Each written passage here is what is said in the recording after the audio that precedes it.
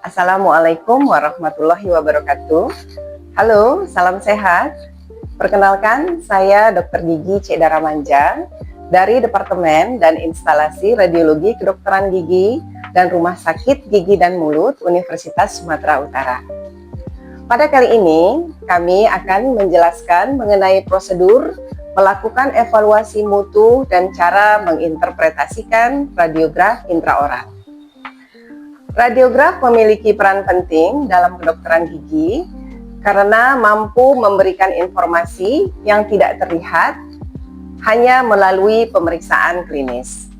Pemahaman mengenai evaluasi mutu dan interpretasi radiograf intraoral menjadi sangat penting untuk menunjang diagnosis yang tepat dan perencanaan perawatan yang optimal.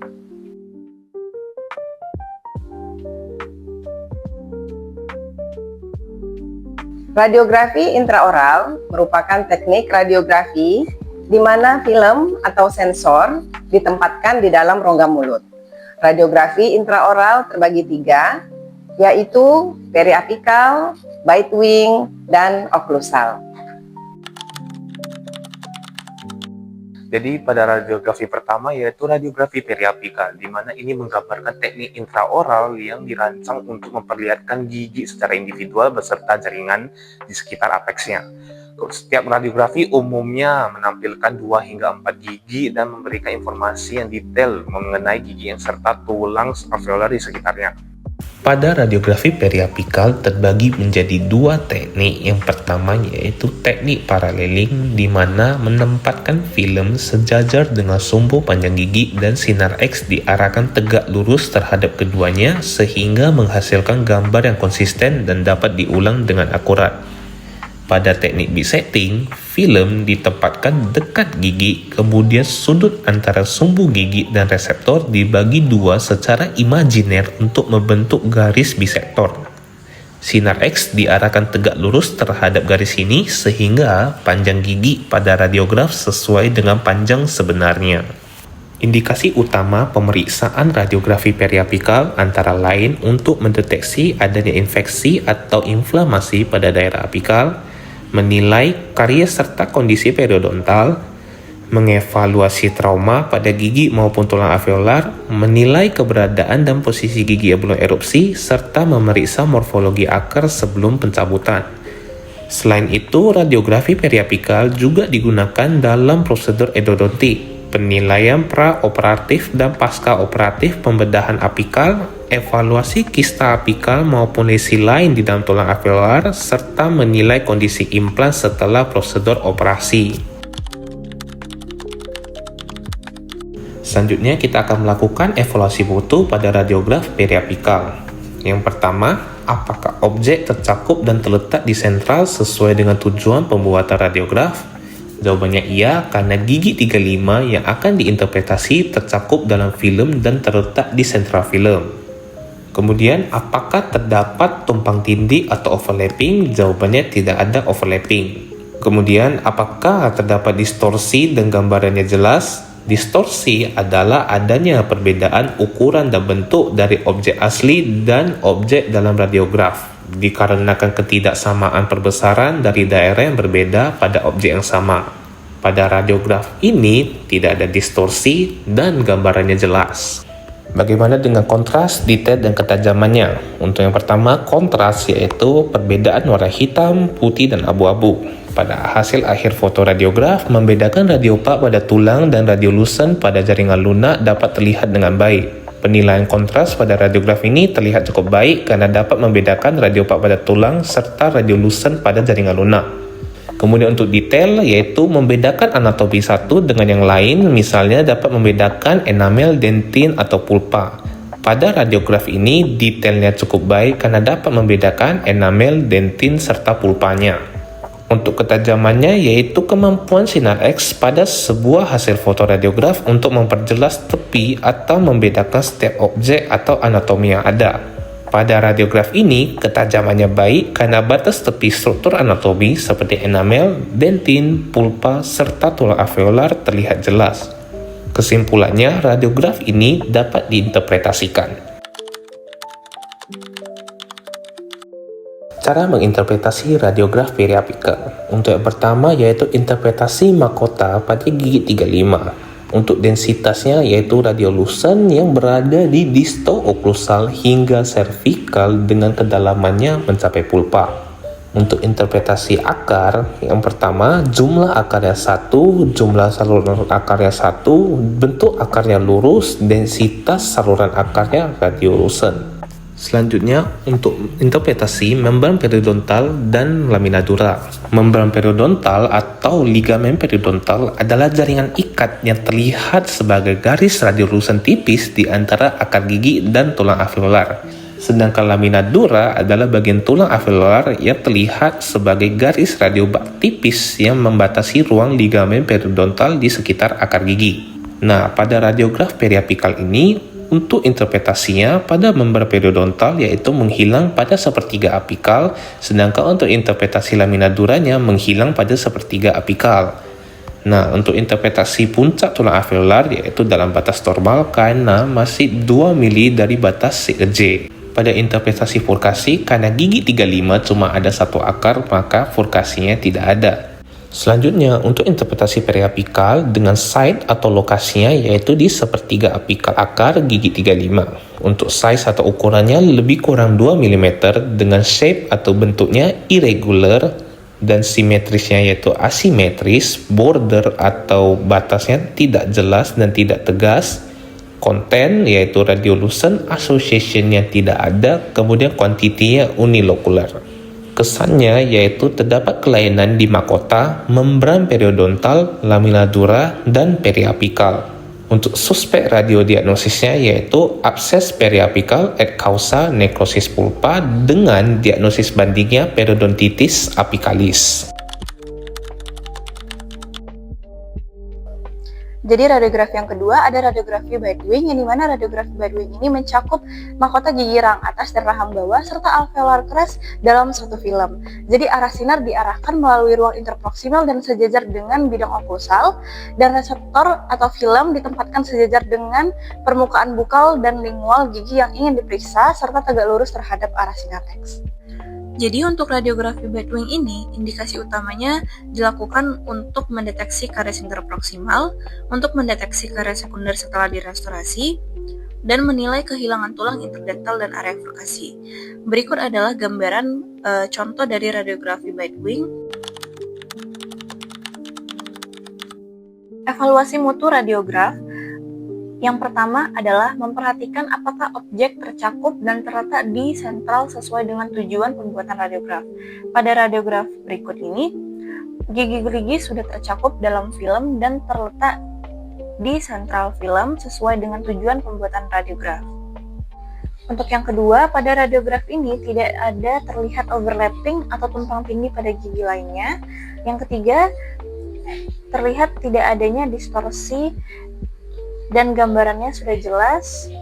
Yang keempat, untuk kontras, yang dimana penilaian kontras pada radiograf ini sudah terlihat cukup baik karena dapat membedakan yang dimana radiopak pada tulang dan radiolucen pada udara atau jaringan ludah. Untuk detail, struktur anatominya juga sudah tampak jelas. Untuk ketajaman pada radiograf ini sudah cukup baik karena batas tepi struktur anatomi seperti enamel, dentin, pulpa, dan tulang alveolar sudah terlihat dengan jelas. Maka dari itu, kesimpulan dari evaluasi mutu ini yang dimana radiograf dapat diinterpretasikan.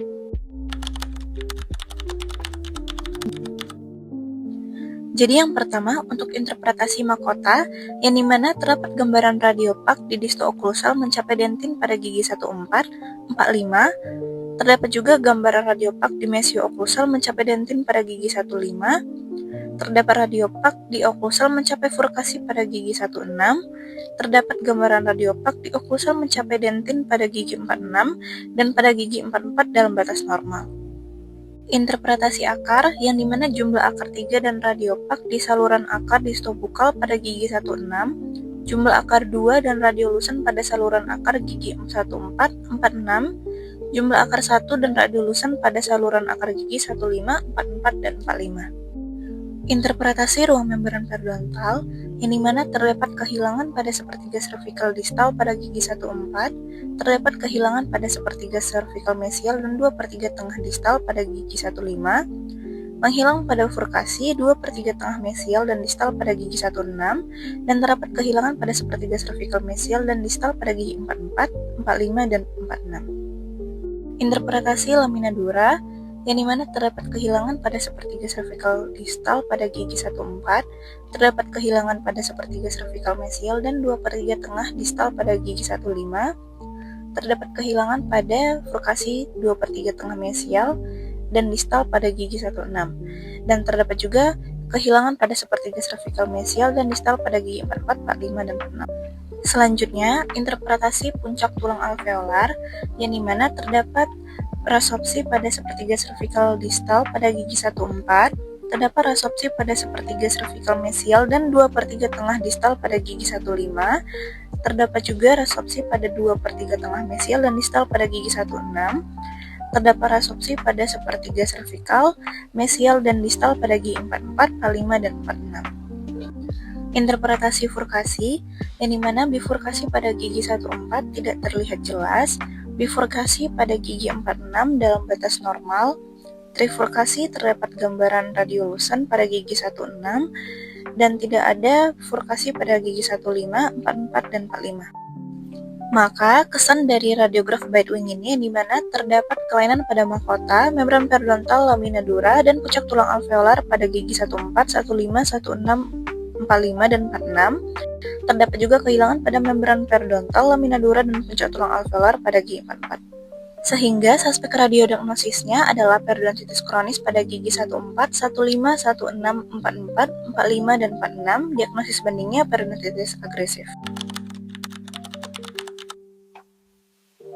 Yang ketiga, radiografi okusal ini menampilkan segmen lengkung gigi yang relatif luas, di mana capun gambarnya dapat meliputi palatum atau dasar mulut, serta sebagian besar struktur lateral yang berdekatan. Radiografi okusal ini bermanfaat pada pasien tidak dapat membuka mulut yang dengan cukup lebar untuk pemeriksaan periapikal, atau karena alasan lain sehingga tidak dapat menerima pemasangan film pada periapikal. Pada radiografi okusal, untuk indikasi utama pemeriksaan radiografi ini meliputi yang pertama, untuk menentukan lokasi gigi supranumerari, gigi yang belum erupsi, dan gigi impaksi. Yang kedua, untuk melokalisasi benda asing pada tulang rahang dan dasar mulut. Yang ketiga, untuk mengidentifikasi serta menentukan luas lesi secara menyeluruh, misalnya kista, osteomelitis, ataupun keganasan lainnya pada rahang, palatum, dan dasar mulut. Yang keempat, untuk mengevaluasi integritas batas anterior, medial, dan lateral sinus maksila. Yang kelima, untuk membantu pemeriksaan pasien dengan trismus, yaitu kondisi ketika pasien hanya dapat membuka mulut beberapa milimeter. Yang keenam, untuk memperoleh informasi mengenai lokasi, sifat, luas, dan pergeseran fraktur pada mandibula maupun maksila.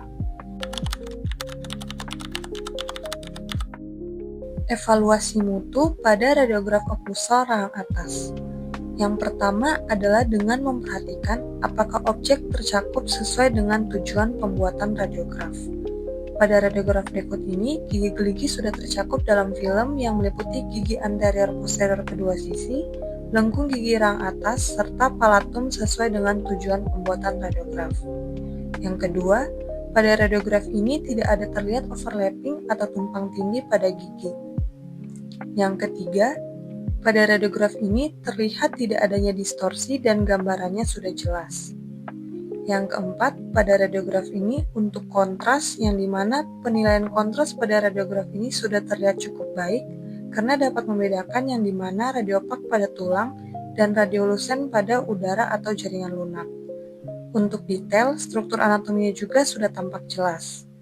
Untuk ketajaman, pada radiograf ini sudah cukup baik karena batas tepi struktur anatomi seperti enamel, dentin, pulpa, dan tulang alveolar sudah terlihat dengan jelas.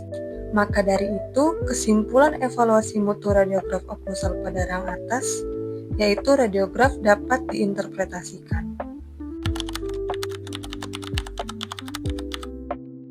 Interpretasi site atau lokasi, yaitu terdapat lesi di daerah palatal yang meluas dari apikal akar gigi 1-2 hingga apikal akar gigi 2-2 dan dari midline hingga palatum. Untuk interpretasi size atau ukuran, yaitu kurang lebih 2 dikali 2,5 cm.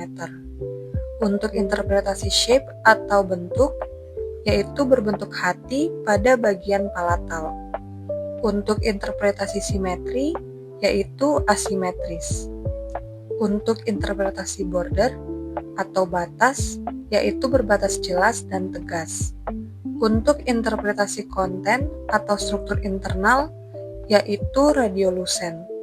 Untuk interpretasi associations atau efek terhadap jaringan sekitar gigi, yaitu terjadi divergensi pada gigi 11 dan 21 serta menghilangnya lamina dura pada sepertiga apikal gigi 21. Jadi, untuk kesan pada radiograf oklusal rahang atas ini, terdapat lesi radiolucent pada bagian palatal berbentuk hati dengan ukuran kurang lebih 2 dikali 2,5 cm dengan batas jelas dan tegas yang meluas dari apikal akar gigi 1-2 hingga apikal akar gigi 2-2 dan dari midline hingga palatum. Jadi untuk suspek radiodiagnosisnya yaitu pada radiograf ini adalah kista ductus nasopalatinus dan untuk diagnosis bandingnya yaitu kista periapikal.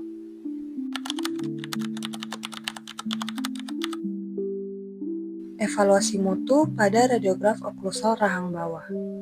Yang pertama adalah dengan memperhatikan apakah objek tercakup sesuai dengan tujuan pembuatan radiograf.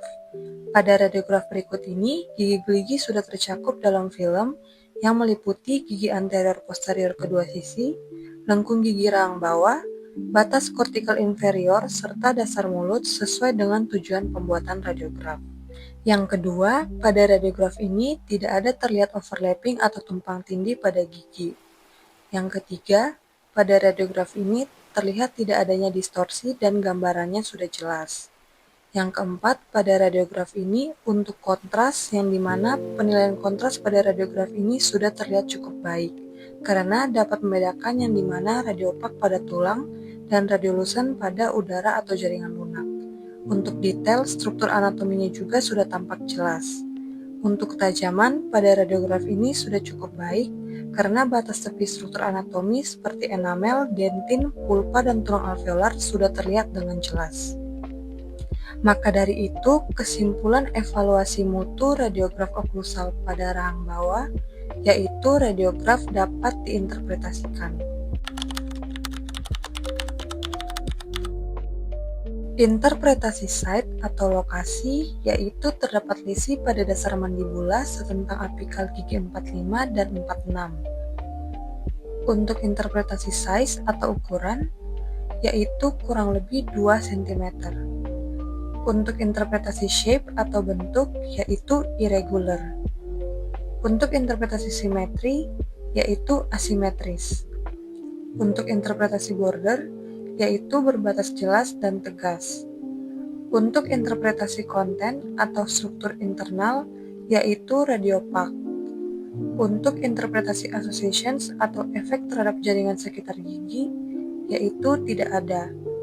Jadi, untuk kesan pada radiograf oklusal rahang bawah ini, yaitu terdapat lesi radiopak pada dasar mandibula setentang apikal gigi 45 dan 46 yang berukuran kurang lebih 2 cm, berbentuk irregular serta berbatas jelas dan tegas. Jadi, untuk suspek radiodiagnosisnya yaitu sialolithiasis, dan untuk diagnosis bandingnya yaitu sialadenitis. Demikianlah video mengenai prosedur melakukan evaluasi mutu dan cara menginterpretasikan radiograf intraoral.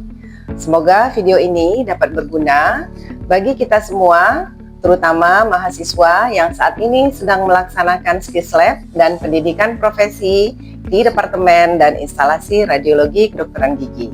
Wassalamualaikum warahmatullahi wabarakatuh. Salam sehat.